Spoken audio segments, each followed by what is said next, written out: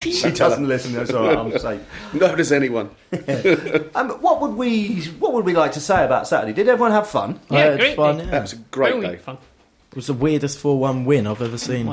Ever in football, ever, let alone us.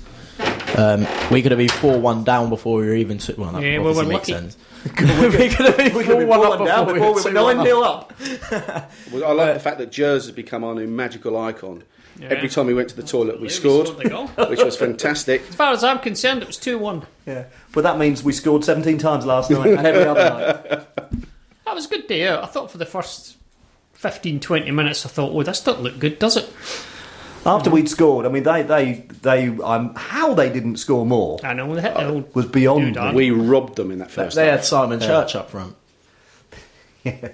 All controversial. Yeah, slightly, yeah. He wasn't on the pitch at that point, so can't really complain too hard.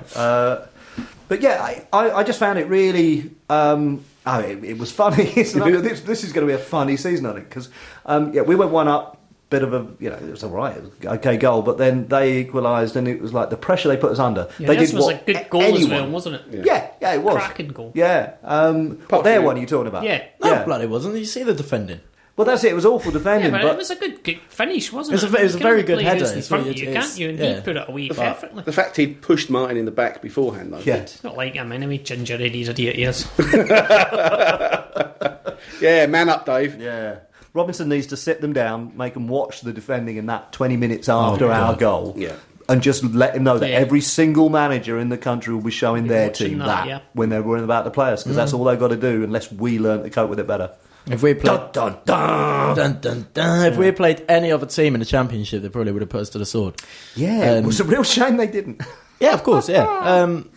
But I'll take that. I'll take a sneaky 4-1 win every week. Absolutely, and I think, to be fair, from certainly the second half, I mean, there was no other team in it than us. Yeah, they didn't cause us any. There was not one point in the second half, which is strange when you're going into half time 3-1 up, and you might have been thinking, right, we got hold on to this now. There was no point in the second half where I thought they were going to score once. It was professional. Yeah, very. It wasn't as exciting, but it was professional. Yeah. And I thought Mr. Baker's goal was absolutely stunning. That was and his reaction. Yeah, I mean, that meant so much to him. That was so cool. I've seen it on the telly, it was alright. Did they have a telly in the toilet then, John? I wish they did have. Yeah, it was good. Stayed in the toilet all game. Every time I went to the toilet, I went twice, and each time I went, they'd scored. So I wasn't pleased. Well, I was pleased we scored, but obviously I'd have been more pleased if it's a double-edged sword, isn't it? You'd How pleased can you be? You'd have been more pleased if we drew 1-1 and seen both the goals. Yeah, seen it. No, but it was a great way to start the season. I would have been happy with a point going into it just to get us started, but a 4-1 win away from home against you have to say established Championship opposition. There's been in there a year now. You can't really complain. If they're going to be relegation fodder, they're favourites to go down. They've got a lot to sort out. But do you know who's second favourites to go down? Who's second favourites to go down? Is it that team that's currently sitting top of the Championship? Yes. It's a long look above you, eh? There's nothing above us. If you take that... Sorry, just to change the topic slightly quickly. If you take that 4-1 scoreline and you take away the 1, you get 4-0. 4-0? 4-0. That's interesting. Which was nearly... Which has sounded quite familiar, although it was quite a long time ago. Well, quite a long time. I've forgotten. I believe in 2 weeks' time it may well be the anniversary of that thing we haven't mentioned. We should do some kind of memorial show for that. Speaking of memorials, it was 1 year today since the Armitage Shanks Memorial Clock was reignited. Reignited? Relit or something along those lines. Reset even. Yeah. Look, I've been on the show for 2 years. I'm not the most intelligent of people. Just get over it. I just want to see what the clock's standing as at the moment. We need to move on because we're already way... We're doing right, we're behind. Come on, hurry up. Yeah, hang on a minute, I'm just going to have a look at this. The Armitage Shanks Memorial Clock, it has currently been... because we forgot that we were forgetting again. There was the unimportant, insignificant the Johnson game. Paint Trophy unpleasantness. What's the Johnson Paint Trophy? I don't Something know. we're not in. We used to be part of. Some kind of non-league tournament. History. I believe. No. Officially, it's 308 days, 23 hours, 49 minutes and 49 seconds since anyone took a crap on the floor in the boycott end. So that's all behind us now. It's all about watching Steve Evans have a heart attack. whilst wearing a sombrero. Yeah, absolutely. He did put a sombrero on, didn't he? I wasn't just reading that. He put I a thought sombrero I'd on taken drugs at that point. I I thought it was just me that saw that. That is a strange man. Very much. And so. he's got tattooed eyeliner. I Yes. kind of got away with that. He's got tattooed eyeliner. Guy liner. does, Yeah. Eyeliner He's got tattooed tattooed on his guy eyes. liner. Permanent guy liner. Honestly. If you think I'm joking, you can. If I'm wrong, you can punch me in the face. Listeners, you can't see the expression on my face, but it's not pretty. You would think, That's right, not if it was someone the likes of, let's say, that idiot that puts videos up on YouTube. What's his name? Not funny. There are more than one. Thinks he is. You know who I mean. No, I don't. Well, anyway, him. Russell Brand. To pluck a name out of the If air. it was Russell Brand, right, that had tattooed eyeliner, you'd think, you know what, Russell? Good luck to you. But Steve Evans from Rotherham. Yeah, That's a Brand was just disturbing looking at photo. a picture there. Still, they do have better music than we do. The handsome That's man. very true. Yeah, the He's music charming, was good. man. Particularly Sham 69, we all remarked. Yeah, No, I'm no. very Sinatra. fond of them, mate. You know that. Okay, right. We need to move on, which means somebody needs to tell me what's coming up next. Okay, Smokey, as you are listening to the MooCamp Radio Show on Sickler Sounds, and coming up in the next section of the show, we're going to be discussing last night's stunningly hilarious victory against Leyton Orient in the Capital One Cup tie. We'll hear what the footballing world has been saying about our stunning rise to top of the championship. We'll shamelessly immerse ourselves in gutter talk, and if we're lucky, we'll get to hear from Modders. That sounds exciting, eh? Uh-huh.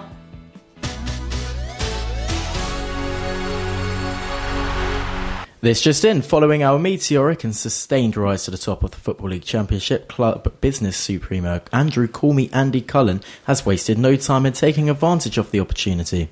In front of a press briefing packed to the rafters with media dignitaries, both local and national, Andy announced that next week's home match against Bolton would be designated as top of the league big day out.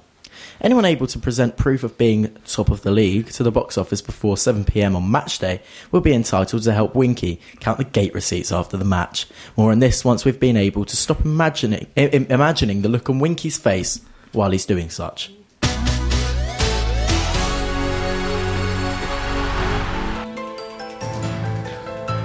You can contact us by hiding your message between the pastry and filling of the Balti pie, except you can't because we don't sell that anymore. Alternatively, you can use more conventional methods. You can contact us on Facebook. We're at facebook.com/TheMooCamp. You can tweet us using the hashtag TheMooCamp during the show. You can email us at radio@moocamp.com. God, this is tedious, isn't it? Text 80085. I've just had a text saying exactly the same thing, actually. Text 80085, but remember to start your message with "Bring back the Balti," or else it won't reach us. Or you can text direct to the studio on 07848 930396. Thank you very much.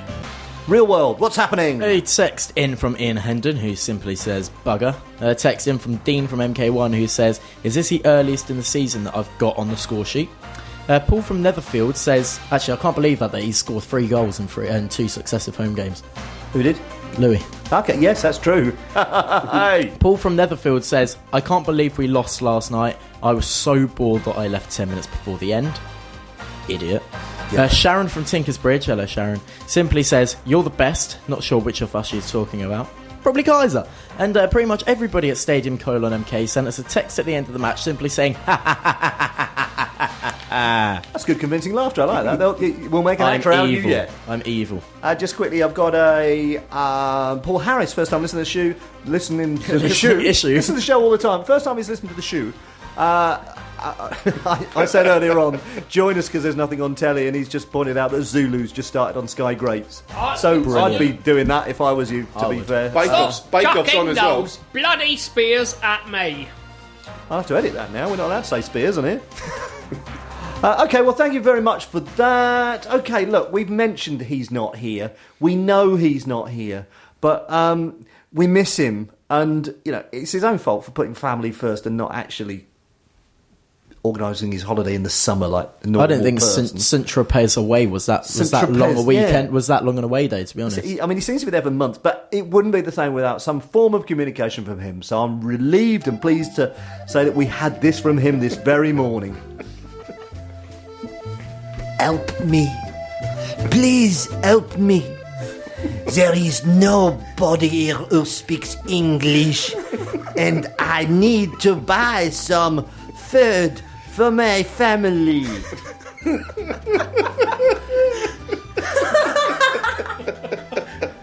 I have tried to shout and I have tarried pointing at things, but the locals laugh a lot. I want to come home. Help me. Oh, René!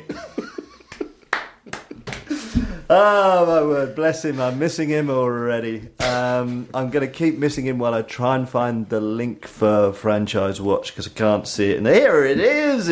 Right. This will be unexpected now.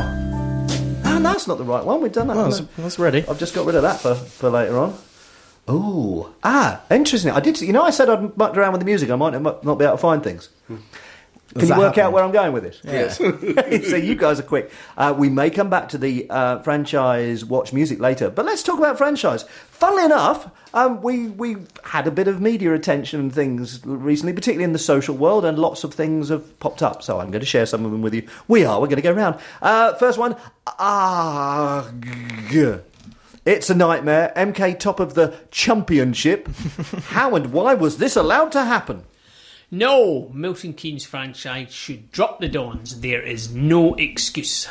Why didn't you all support Milton Keynes City? Bandwagon jumpers and 12-year-old cretins. Shame on Suzuki for sponsoring clubs stealing non-team and franchise. Good luck to Rotherham today against the odious franchise. You are village idiots who stole a club. You should be ashamed of yourselves. You are country yokels with webbed feet. That's a good one. Disgraceful. You will never be the Dons.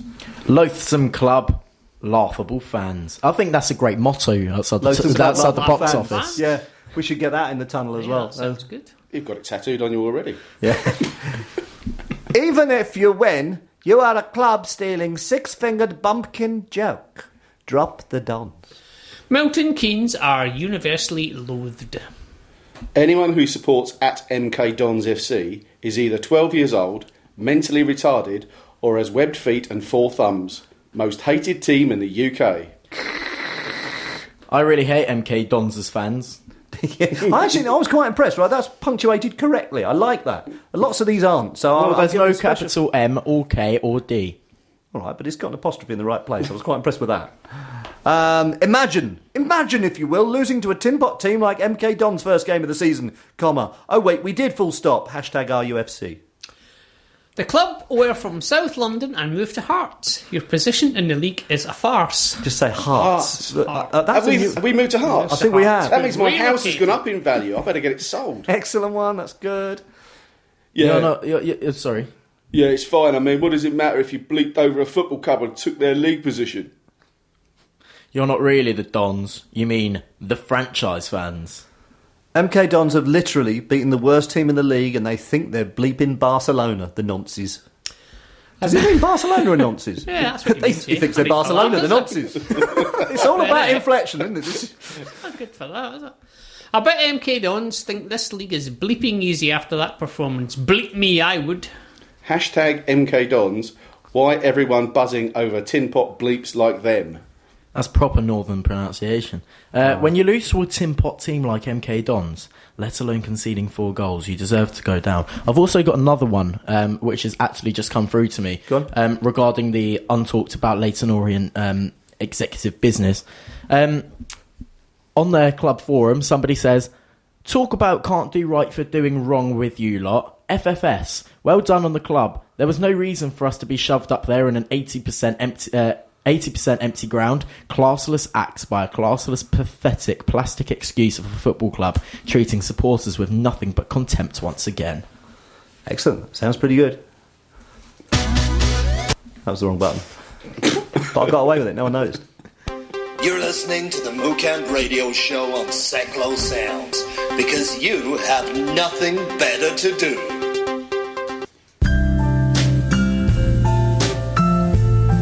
The lexicon of chaff.